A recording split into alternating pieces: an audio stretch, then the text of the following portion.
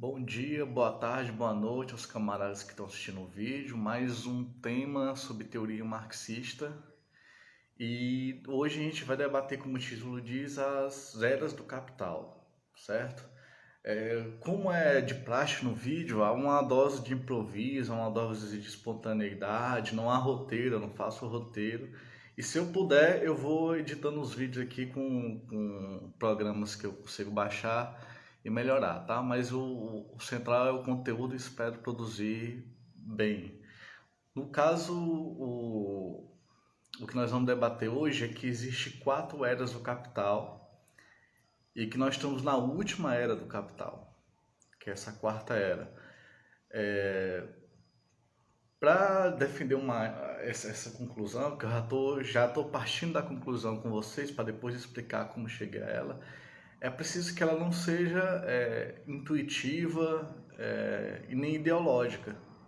Ou seja, se eu afirmo que nós estamos na última era do capitalismo, o que sustenta essa afirmação é logicamente perceptível, é teoricamente comprovável, é demonstrável de alguma forma, e eu vou demonstrar que e nós vamos debater aqui um pouco sobre as eras do capital, tá bom? Há várias formas de dividir as épocas do capitalismo e tal, Hobsbawm tem uma e tudo mais, mas essa eu considero mais científica, mais correta, mais ligada à essência do capitalismo, certo? Para a gente compreender essas 4 eras e por que nós estamos na última era, porque não é uma afirmação ideológica da vontade revolucionária, porque o ímpeto revolucionário, a vontade revolucionária pode levar a achar que o capitalismo vai cair na próxima esquina, que o capitalismo está no final e pode não estar. Então é preciso que a teoria sustente bem, de forma correta, que essa é a última era do capital. Para a gente chegar a essa conclusão, eu quero debater com vocês 3 modalidades do capital. 3 modalidades no início, tá? Depois eu explicarei por que no início. A primeira modalidade é o capital mercadoria, a segunda é o capital produtivo, a terceira é o capital dinheiro. Se eu conseguir editar bem o vídeo, se o programa ajudar e tal, que eu baixei um programa gratuito, ainda não tenho dinheiro para pagar um programa mais caro, vai aparecer aqui as três formas para ajudar na exposição. Se não, paciência e vamos focar no conteúdo, tá bom? Então é o seguinte, temos o capital mercadoria, capital produtivo, capital dinheiro. Perceba que essas 3 modalidades se expressam e se desenrolam em 3 modalidades, em mais 3 modalidades, que é o capital comercial, capital industrial e capital produtor de juros, certo? Vamos lá de novo, para ficar claro, para a gente não se confundir no avançar da exposição. O capital comercial, que é a expressão do capital mercadoria, o capital industrial, que é a expressão do capital produtivo, e o capital produtor de juros, que é a expressão do capital dinheiro, certo? Essas 3 modalidades estão expostas aqui. O que é que nós percebemos se a gente olhar a história do capitalismo? Essa é a questão. O que é que a história do capitalismo nos diz? Nos diz primeiro que a gente teve uma primeira era, que é a era do capital mercantil. Ou seja, no século XVI, com as grandes navegações, surgiu um impulso de demanda enorme, enorme mesmo. Assim, foi uma revolução na sociedade, em que as grandes navegações, o desenvolvimento do comércio começou a tomar forma, isso que a gente aprende na escola, né? que desencadeou a descoberta do Brasil, toda a descoberta das Américas e tudo mais. Perceba que nessa época o capital mercantil, o capital comercial e o capital mercadoria, eles imperam. E há um desenvolvimento, a demanda sempre crescente, um comércio sempre crescente durante o século XVI ao século XVIII. Então, o comércio é que impulsiona as outras 2 formas de capital, ou seja, o capital produtivo começou a produzir não para o consumo do seu fedel, mas para o mercado. Então começou uma produção voltada para o mercado, com a cooperação, com a manufatura, antes da Revolução Industrial. Então, e começou o desenvolvimento dos bancos, do sistema financeiro moderno. Então, o que eu quero mostrar é o seguinte: dessas três modalidades, capital comercial, capital industrial e capital produtor de juros, o capital comercial era o predominante. E ele desenvolvia, ao se desenvolver, ele desenvolvia as duas outras formas, o capital industrial, o capital produtivo e o capital dinheiro, ou seja, o capital produtor de juros e a produção, certo? Essa é a primeira era do capital, a era do capitalismo mercantil, onde o principal desses três é o capital mercadoria, é o capital comercial. E ele desenvolve as outras duas formas. Só que aí nós temos uma passagem para a segunda era do capital, que é a era do capitalismo maduro, do capitalismo consolidado, do capitalismo industrial. Como se dá essa mudança? Primeiro que a demanda gerada pelo comércio mundial é muito alta e é preciso satisfazer essa demanda. Então é preciso a introdução da máquina para satisfazer essa demanda. E isso é uma revolução completa. A gente sabe, por isso se chama Revolução Industrial, não é à toa, porque realmente foi uma revolução completa no modo de produzir. Em segundo lugar, os trabalhadores artesanais, antes da Revolução Industrial, os trabalhadores que faziam as mercadorias na Inglaterra, principalmente, eles impunham muita resistência à exploração do trabalho. Eles conseguiam impor uma jornada de trabalho menor, conseguiam impor um ritmo menor de trabalho. Então, havia muita resistência dos artesãos, dos trabalhadores da manufatura, que ainda não era a indústria, da manufatura clássica. Então, foi preciso introduzir a máquina por esses dois fatores. Porque os trabalhadores impunham resistência, era necessário quebrar essa resistência e era necessário atender a demanda. Então, esses dois fatores levou a uma revolução industrial, a introdução da máquina. Nesse momento, esses três capitais, o capital comercial, o capital industrial e o capital portador de juros, geram uma mudança de relação. O capital industrial passou a ser o dominante da relação. Ou seja, o capital que produz o valor, que produz a riqueza em si, o único que produz a riqueza, passou a dominar a relação. Então a gente tem o que o Marx avaliou como capitalismo maduro, que foi o capitalismo que o Marx conheceu. Ele achava que essa era a última forma do capitalismo. Lembremos disso, Marx não achava que havia uma outra etapa para frente, ou seja, para frente, para trás ele imaginou, né? Ele teorizou, né? Ele demonstrou, mas para frente ele não imaginava, ele achava que os limites do capitalismo era a época dele. Então surgiu uma estrutura econômica em que o capital industrial passou a dominar o capital produtivo, o capital produtor de juros, e também passou a dominar o capital comercial. Marx demonstra isso, ele descreve isso de forma clara, sem rodeios, assim, não é uma coisa que a gente percebe do texto, ele descreve de forma clara. O capital industrial precisou domar o capital portador de juros e precisou fazer do capital comercial uma extensão dele mesmo. Então, desses três, veja, na primeira era o capital comercial dominava, na forma de capitalismo mercantil, e agora o capitalismo maduro na forma do capital industrial que domina as três formas de capital. Nisso, o capital industrial se desenvolve enormemente. E com o seu próprio desenvolvimento, ele desenvolve as outras duas formas de capital, ou seja, ele desenvolve o mundo das mercadorias e o capital comercial com isso, e desenvolve o mundo das finanças, o capital produtor de juros, os bancos, tudo mais, se desenvolve a partir dele, certo?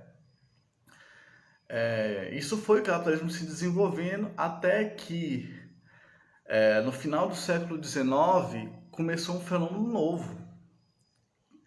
Ou seja, nós temos um fenômeno do capitalismo comercial, começa no século XVI, vai até o final do século XVIII. A partir do século XVIII, a Revolução Industrial vira essa relação, o capital industrial passa a dominar, nós demonstramos por quê. E agora é o capital produtor de juros. Tem um cachorro latindo aqui, eu não sei, não sei se está sendo captado, espero que não. acontece uma mudança no capitalismo radical. Por quê? Vamos demonstrar também o porquê.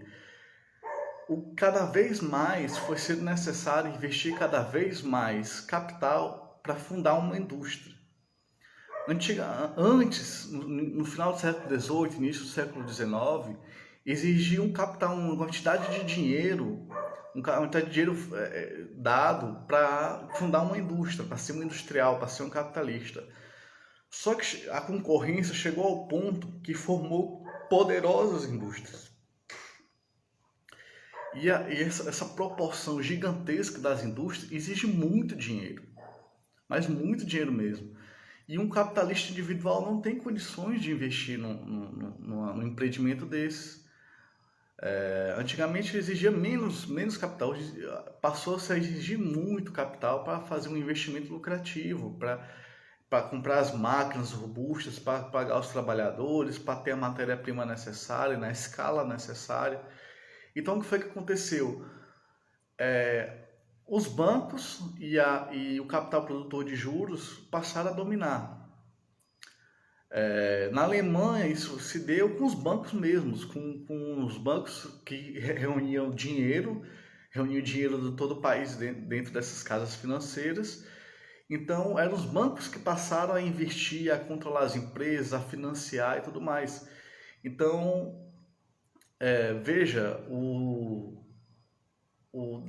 tem uma mudança de relação das três esferas, capital comercial, capital industrial e capital produtor de juros. O capital produtor de juros passa a dominar os outros dois.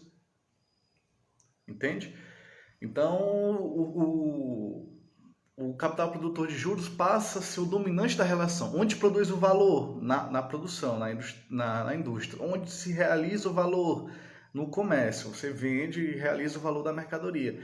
Mas quem domina a relação nessa terceira era, nós estamos na terceira era agora, que surge no final do século XIX, passa a ser o capital produtor de juros. E dentro do capital produtor de juros os bancos passam a dominar. Em alguns casos, nos Estados Unidos, a relação era por ações, né? Você investe no empreendimento, você recebe um papel que diz que você tem 2% da empresa como direito, ou tem 2% do direito do lucro da empresa no futuro. Ou seja, o capital por ações, as sociedades anônimas passaram a dominar. Então o lucro tomou a forma de juros, porque você paga um acionista e tudo mais, né?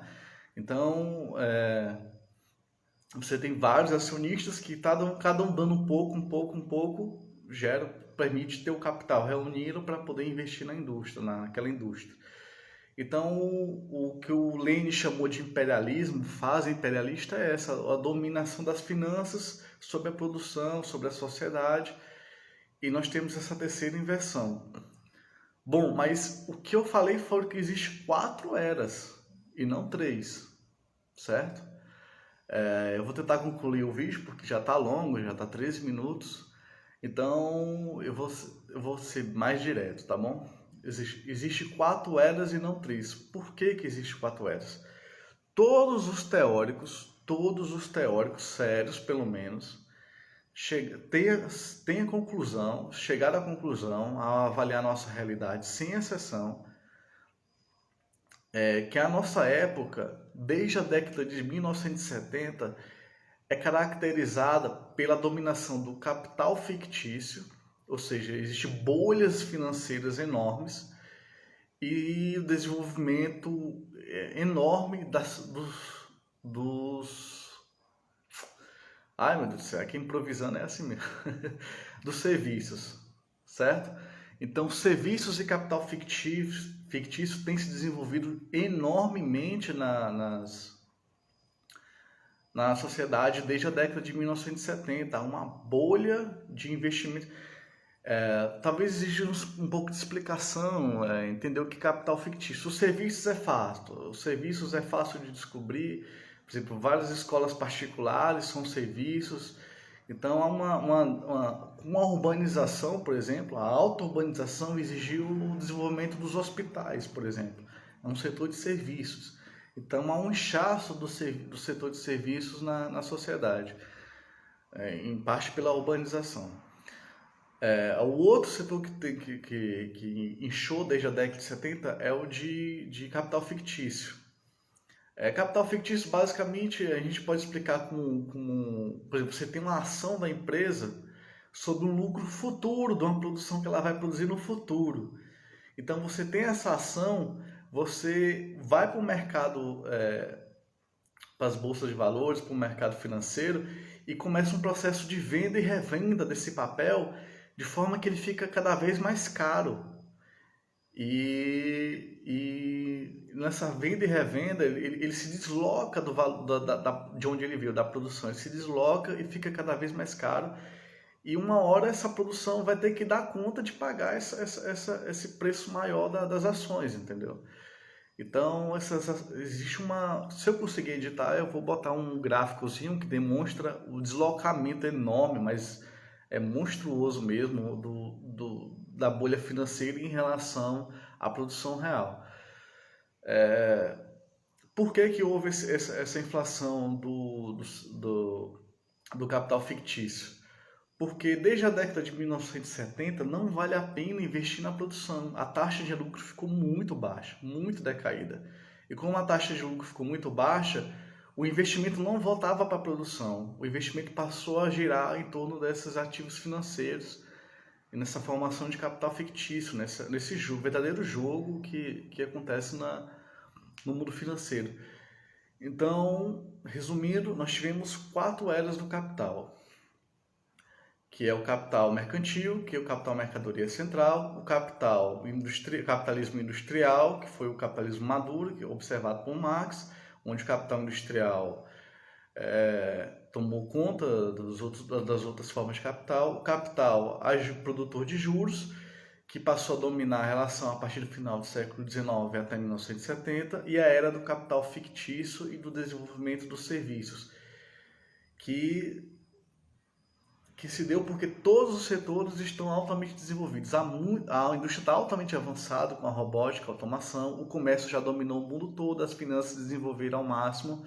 Agora, uma valorização do capital através dos serviços e através do capital fictício. Então, nós tivemos 4 eras do capital. Quanto tempo essa última era vai durar?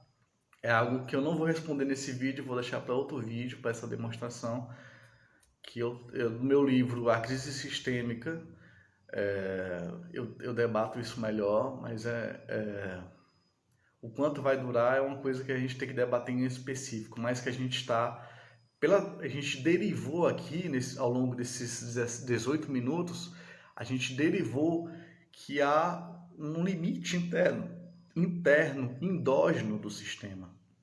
Um limite nele mesmo. Qual é o seu limite? As formas de capital. Então ele tem uma série de formas de capital e ele passa de era em era com uma forma de capital determinante, sendo que a última, a 4ª era, os serviços e o capital fictício incham-se, desenvolve-se ao máximo, certo? Então, esse é o sentido geral desse vídeo.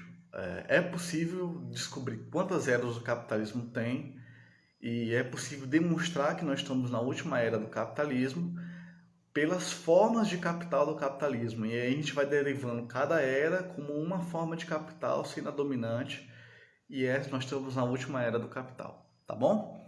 É isso, obrigado quem assistiu até o final e até o próximo vídeo.